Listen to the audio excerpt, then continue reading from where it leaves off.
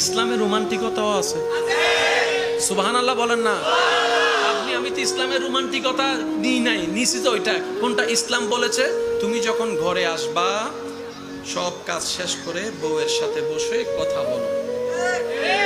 সুবহানাল্লাহ বলেন।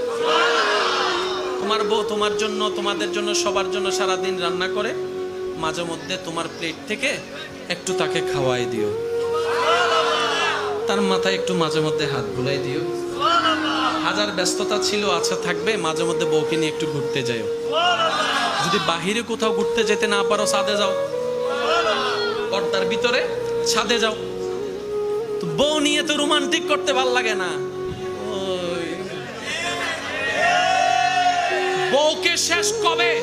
বউ হালাল না হারাম? জোরে বলেন না। এই বউকে শেষ কবে চোখে চোখ রেখে আই লাভ ইউ বলছেন? নিজেকে প্রশ্ন করেন।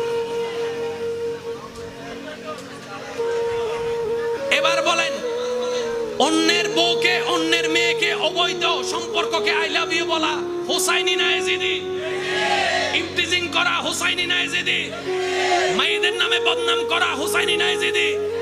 সাত দোকানে বসে চা টান দিয়ে মানুষের নামে ওয়াইলুল লিকুল্লি হুমাজাতিল লুমাজা গীবত করা হুসাইনি না ইয়াজিদি? সব তো আমার ভিতরে, সব তো আমার ভিতরে। এবার আপনি মানেন না মানেন আপনার ব্যাপার, কিন্তু আল্লাহ বিচার করবেন আল্লাহর বিধান অনুযায়ী। আল্লাহ আমাদের সবাইকে একটু বোঝার তৌফিক দান করুন। আল্লাহর প্রিয় বান্দা হয়ে কবরে যাওয়ার তৌফিক দান করুন।